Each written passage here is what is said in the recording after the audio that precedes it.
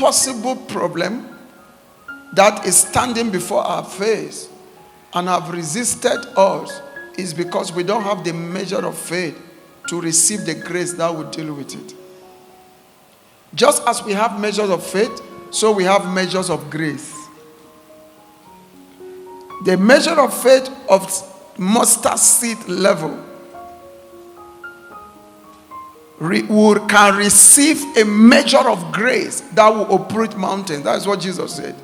Not physical mountains. Mountains also represent demonic resistance against our lives. And you understand why it is so. Now, Satan will never allow believers to ascend the realm of faith. He will do everything, every trick, every device. He will use every device, use every trick to make sure that believers don't come to the realm of faith, where the measures of faith can be collected. If you look at the church today globally, there is no real raw exploit as it was in the days of our fathers. We only have manifestation of magic. A lot of magic in the church. That is what we have. Because if you cannot come to the realm of faith, where measures of faith are collected, you cannot dispense the power of God. So in your helplessness, you will key into magic, some ignorantly, because you have to work in the supernatural. So you key into magic and begin to use water, salt, and all this thing. And when they ask you, you will say it's a faith booster. Well, you are going to understand. Jesus said it is through prayer and fasting we get to the realm where we collect the measure. He didn't say it is when you pray with oil. It didn't say it is when you pray with salt. So I'm just using the salt to boost the faith of the person. You say you are not boosting faith. You are practicing magic. Faith is not boosted by the use of shadows. Rather, the use of shadows initiate some things in the spirit realm that are not of God. Demonic things in the spirit realm. And that brings me to why the doctrine of going to the mountain is dangerous to the believers of today.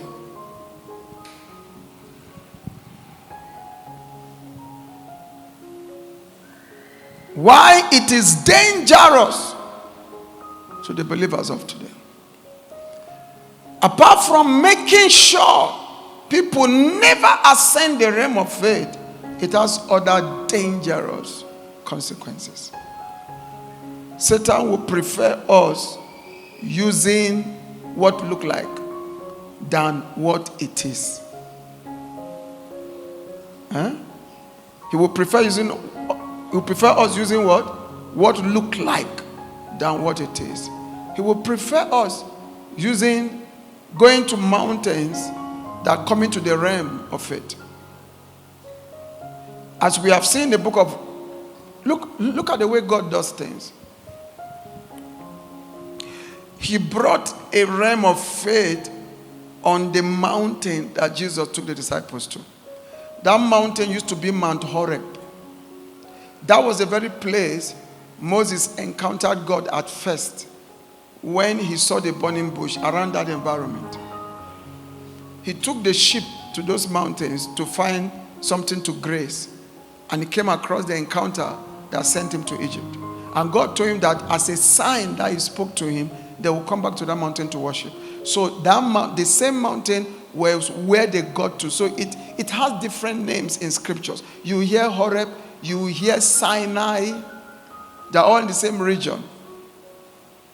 It may not be one mountain. It may be spreading all over. You hear Horeb, you hear Sinai. Now, you also discover Elijah. It was the same mountain he went when God fed him twice and he walked for 40 days. And it was when he got there, he received the mandate to eliminate Baal. Or let me say the strategy to eliminate Baal.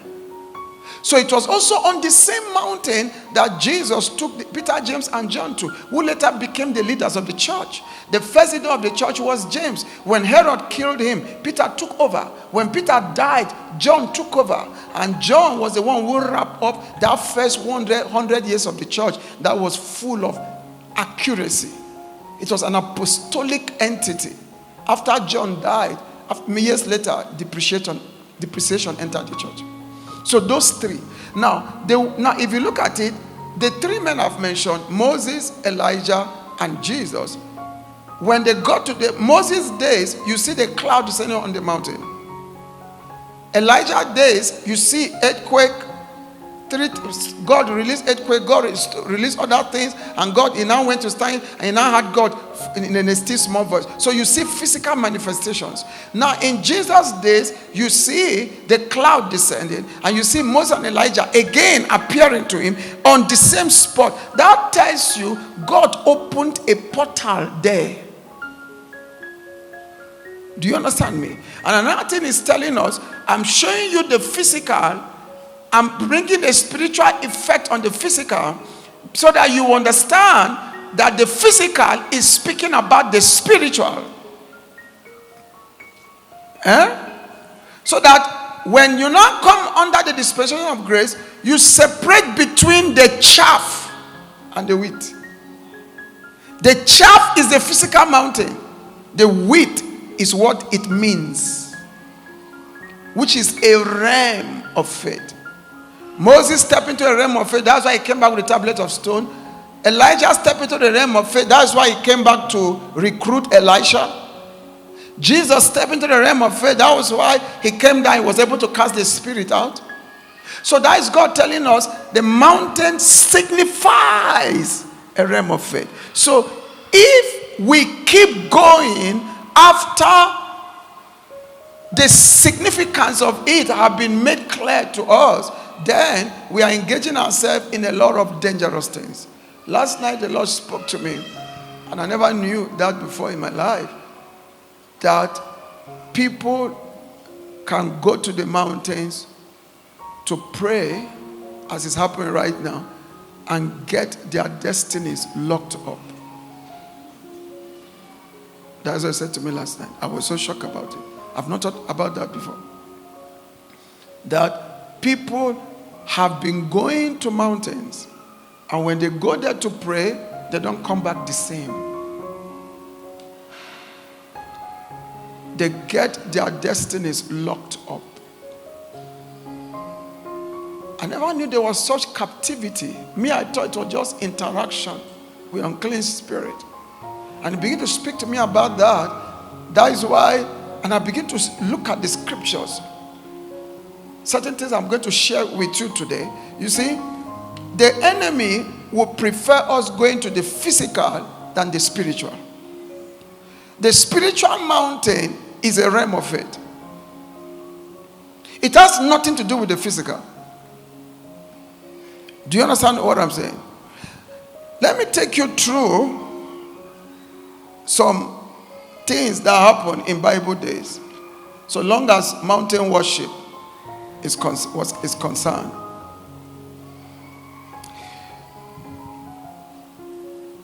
You see, when God began to show me about how people get captured on the mountains, how destinies are locked up, and how access code to the spirit realm is open into people's lives when they go there, the spirit realm of Satan, and how they receive certain things. I saw them like nails. I saw the things like nails being driven into their bodies when they go to those mountains to pray. And I begin to ask the Lord, so I begin to realize, this is why I have the passion to talk against this mountain thing. Because I never saw it in that light before. In the place of study and in the place of prayer, the Lord now showed me the unique captivity of mountain worship in Kenya. and why he stirred my spirit to scream against going to the mountains in Kenya. Are you understanding me? Of course, there is a lie that is being spread in certain circles here in Kenya about the Mount Kenya. The nation was named from that mountain. That's what I realized. And there have been mountain worship before Christianity came. And the Lord showed me that the ancient spirits have been loosed. And that's why people are going back to the mountain. Why were they loose, Lord? He said, because many years ago, there were righteous men in this nation whose righteousness bounded those spirits and paralyzed their activities. And the Lord said that was the Hezekiah generation. He said, when they died, some of them were ministers of the gospel. He said, when they died, the spirit was loosed. Because it is the purity of the saints that bind demons.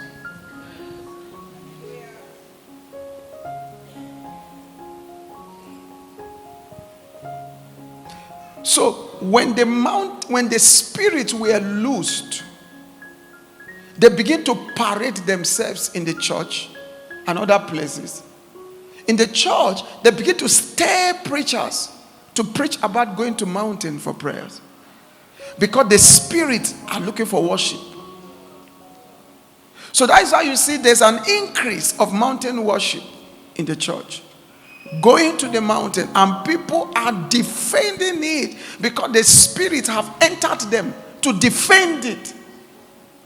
That's what the Lord said to me. The spirit have entered them to defend it, to serve as elders at the gate, to defend it and make sure whoever cry against it is resisted. And you know, say it's not just speaking the church, it's speaking the secular, that's strata of the nation also. So I remember one day I saw the former deputy president going to, it was a photo facing the mountain and things like that. And you see, look at the scripture some of them use. Zechariah chapter 3. Zephaniah chapter 3. They claim this is referring to Kenya. And they use it to go to the mountain. Zephaniah chapter 3. But we're going to realize that it had nothing to do with Kenya.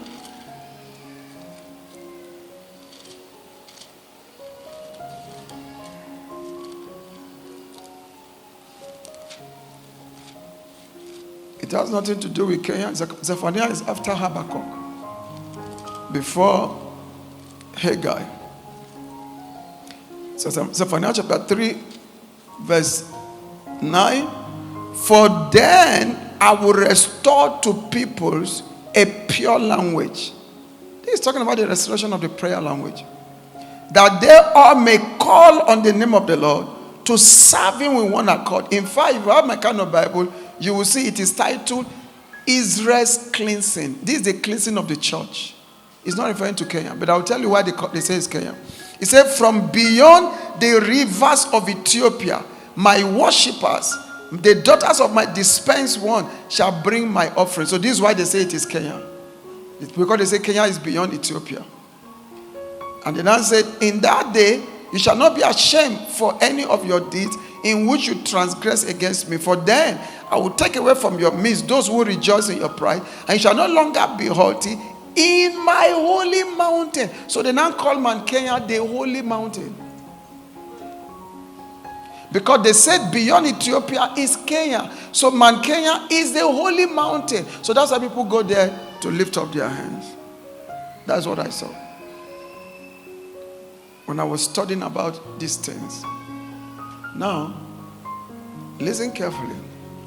Look at what the white man wrote about Mount Kenya. Listen.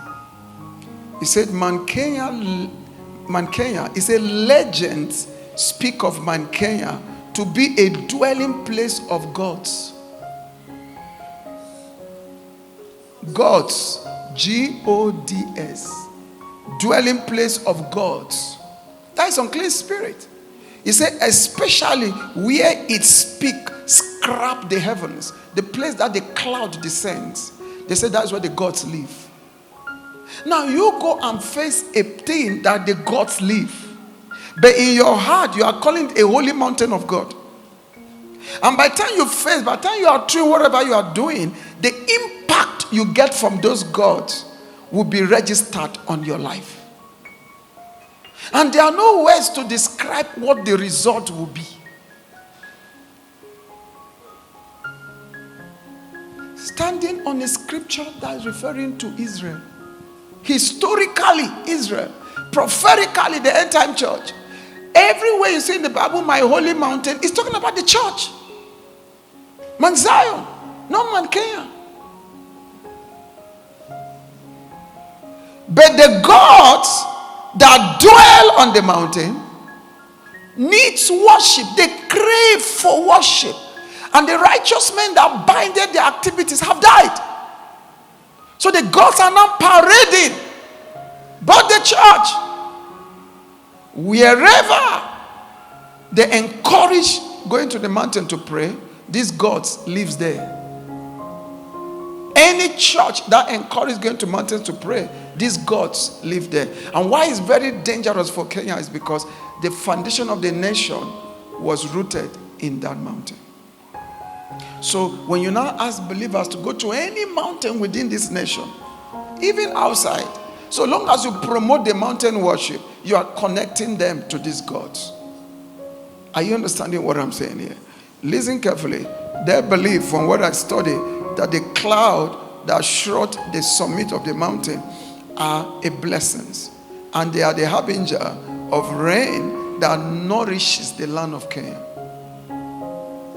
So they believe that the prosperity of the nation is coming from that mountain. But physically, there are two rivers that cut into that mountain. You get my point? So it is just a natural phenomenon that God planted there, that spirits have taken over, and they are swaying the heart of people to worship the invisible thing. I mean, the spirit in the invisible realm. I want you to understand, if Christ is not in the heart of people, they can worship other gods.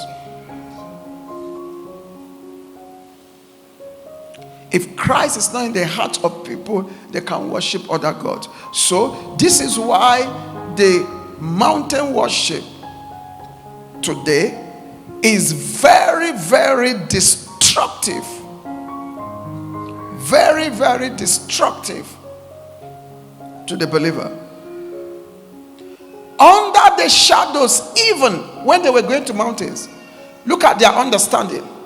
When our fathers were going to mountain to pray, look at their understanding. Right, number one.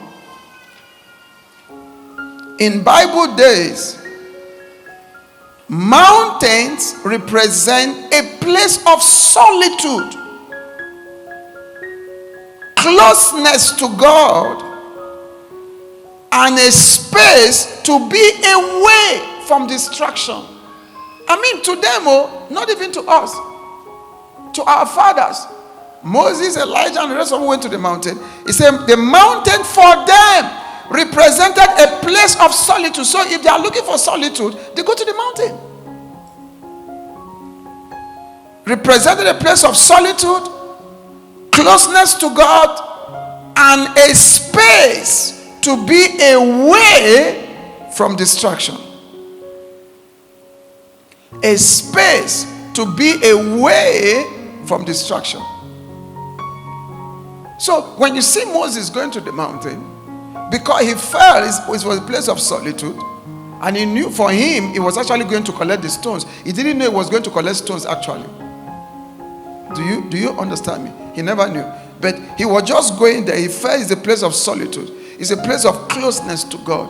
It's a space to be far away from distraction. In fact, then they believe that when they get to that peak, that they can achieve a privacy. You get my point? They can achieve a privacy for an experience with God. That's what they believe in the days of Moses. Now, if you look at this, they did not go to the mountain to conduct deliverance. Even Jesus, who went to the mountain, was not going to conduct deliverance. He conducted deliverance on the street. Went to the mountain for this reason. So, if deliverance is being conducted on the mountain, you know it's demonic. Because even Jesus never took any blind man to the mountain. He never took any oppressed person to the mountain. So when preachers take people who are suffering to the mountain, they are going to receive powers from the gods of the mountain. And why people are accepted in Kenya is because there's a foundation already laid for mountain worship. In Nigeria, in places where they accept the mountain, it's basically in the West, because they have also been worshipped on high hills. I mean, African worship on mountains. Places where people are not aware of going, like my own place, we're not aware that you go to the mountain to seek anything. So, the Christianity don't flow in that direction. Do you understand what I'm saying here? Listen carefully. With what I've given you to write, you realize that these guys never went to the mountain to conduct deliverance. Never took anybody who was poor to the mountain so that they pray for them to be rich. People who do that don't belong to Jesus. It's not a kingdom practice. And I will show you more in scriptures. It's not a kingdom practice. I'm taking my time going step by step so that you have sufficient revelation on this thing, because we're going to pray after it. We'll pray after it. If there's anybody who has ever visited a mountain, you have to receive an encounter with God today. Because what the Lord showed me last night, I was shocked that people's destiny are locked up when they get there. For you to pray prayers that will bring deliverance, you have to have knowledge. So that's why I'm sharing this. Are you understanding me? Number two, in the Bible days, the act of climbing the mountain to them represent a spiritual journey upwards towards a closer relationship with God. The act of climbing the mountain to them represents a spiritual journey upwards towards a closer relationship with God. So, can you imagine why they were going to the mountain even? It's different from why people go to the mountain today. Even if we are in the dispensation of mountains, you don't carry suffering people to the mountain to receive deliverance, because they never did. When Moses went to the mountain, he went alone. Jesus went alone. He carried Peter, James, and John. They didn't get there. And when the man said, your disciples could not pray for my son, he now said, okay, follow me to the mountain. It's on the mountain that deliverance can be achieved. Those are satanic deliverances. And I will show you shortly. Deliverances supervised from the second heaven. Deliverances supervised from the second heaven by the demon of deliverance is what people get on the mountain. Because deliverance in God's kingdom is not released on the mountain. Jesus did his own on the street. Are you understanding what I'm saying? So if you look at these things I'm giving you alone, they can help you understand that the mountain worship in our generation is completely occultic, satanic, witchcraft, the return of ancient gods is what we are experiencing in the church today. And like what Isaiah said, God lamented through Isaiah and said, who is blind but my shepherd? So the so-called fathers are blind. The pastors are blind. They don't see that the ancient gods have returned. And in order to persuade the saints to worship them, they have to use scriptures read and taught out of context. Like Zephaniah that I just showed you, How can Mount Kenya be the holy mountain in Zephaniah?